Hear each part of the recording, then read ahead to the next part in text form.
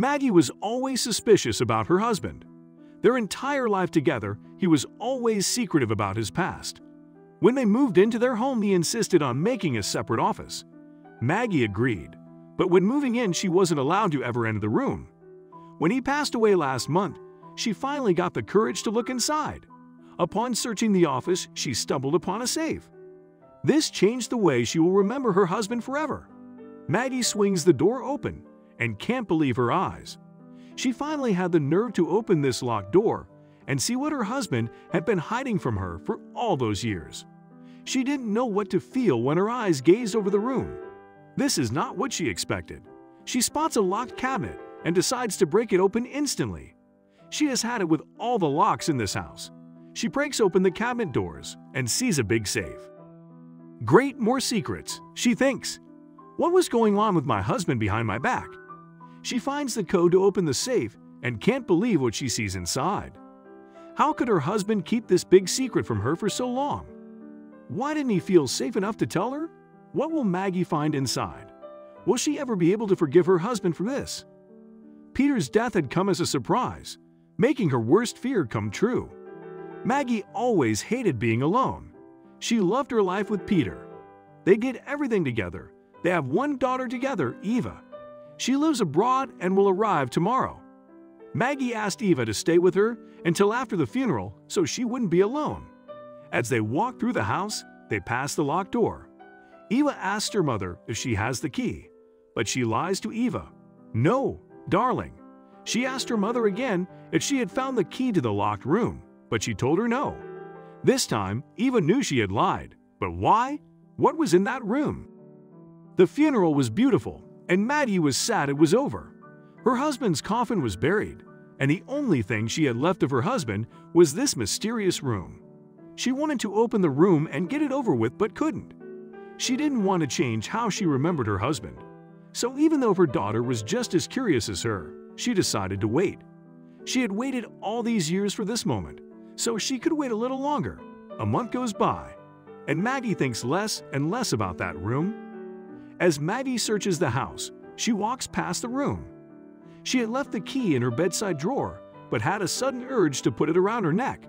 She went upstairs and looked in her drawer, but it wasn't there. Did she misplace it? She was sure she had left it there. There were all sorts of thoughts going through her head. Did someone sneak into her room and take the key? She couldn't call Eva. She didn't even know about the key. Or maybe she got on to her mother and knew she was lying. A slight panic shot through her body. What if Eva found the key and took it with her? She had to do this on her own. She misplaced it herself, and she can't rely on her daughter all the time. She looked behind the drawer and saw something shiny. She saw the key lying on the floor. How did it fall behind there? Maggie knew for sure it wasn't her own doing. There was a strange feeling inside the house. Ever since she had found the key, she felt like she wasn't alone, like someone was watching her. But that wasn't possible, right? Maggie started looking around in the room, but then something else happened. Maggie started hearing rumbling noises. She couldn't place where they came from, but she knew they came from inside the house. She did not know whether she needed to hide or to go towards the rumbling noises. Maybe it is finally time for her to open the door and see what's inside. She finds all the courage she has and walks to the door. She stands before the door and puts the key in the lock. Then she turns the key. She pushes the door open. She doesn't move. She did not know how to react to what she sees. She had never been in this part of the house before. 5 minutes went by, and she finally took a step forward in the room. She couldn't believe her eyes. She can't help but feel relieved. It looks like an ordinary room. But Maggie knew that there had to be something else hidden in this room. She sees a desk, a beautiful bookshelf with books she didn't even know they had, and a lounge chair in the corner. When she opens the curtains, she sees one of the windows is open. That's strange, she thinks. Why is this window open? She closes it and turns around. Upon turning, she gasps. There is something else that the light revealed. The sunlight brightens up the room. She sees a book lying open on the side table in the corner. He must have been reading this book before he passed away, she says. Will she dare to look at it? This must have been important to him. She sits down in his chair and picks up the book. A tear rolls down her cheek. She misses her husband. This room still smells like him. But why was he so secretive about a normal room? It began to get dark outside. Maggie had not moved since she found the book. She was just reading through it. Maggie had been sitting in his chair for a while, but didn't want to get up until she noticed something strange. She looked over to the other side of the room and saw a lock cabinet. Great, another lock, she thought. But this time, she didn't hesitate.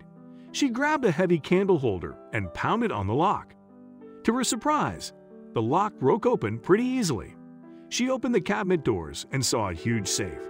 This must be why he locked this room up. This was not an easy safe to open. It was super heavy and had a 6-digit code. She tried a few codes, their anniversary date, and their birth dates, but nothing worked. She sat in her late husband's chair and looked at the empty spot. What secrets will she find in that safe? Pulling open every drawer, looking inside every book and under every piece of paper. She had almost given up hope when she saw something out of place. This must definitely be it. She wondered if she had put it there, or if it had been there all this time. There was a little black box under the book he had read last. How could she have missed this? This would open up the whole mystery to her. She opened the box and found a little note. The note read, "My darling wife, if you read this, I will no longer be with you. I have seen this coming for a long time. You will probably find this safe and wonder what is inside. It will come as a shock, but I hope you can forgive me for this big secret. I will not make this harder for you than it already is.